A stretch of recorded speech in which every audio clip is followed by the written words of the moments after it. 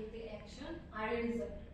So কোনো একটা question যখন আপনাকে করতেছে তখন আপনার চারটা ওয়েতে যদি আপনি বলেন তখন এটা কনভে হয় মোর ক্লিয়ারলি।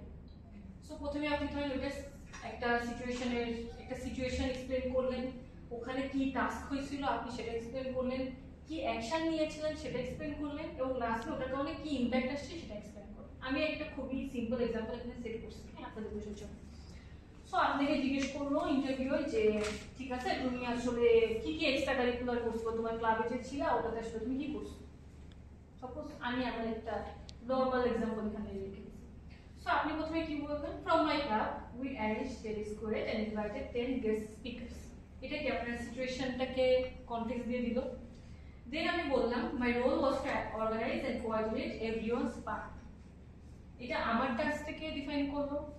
দেন হলো so I set deadlines and reminded teammates and put the team together. এটা আপনি কি অ্যাকশন নিয়েছেন আপনার রোলের এগেইনস্টে সেটা ডিফাইন করছে। And finally we had a great turnout with over 500 participants and the event was a big success. এটা কিন্তু একদম একসাথে যখন বলবেন ইট উইল লুক লাইক এটা নরমাল একটা অ্যানসার করছি, বাট এটা অনেক স্ট্রাকচার্ড।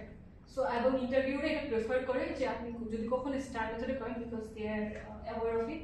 সো এটা আসলে ওরা মোর লাইকই হয়, এবং আপনি যখন অ্যান্সার করতে যাবেন এটা একদম মাইন্ডসেটে ঢোকাই দেবেন, তখন এটা আসলে আপনি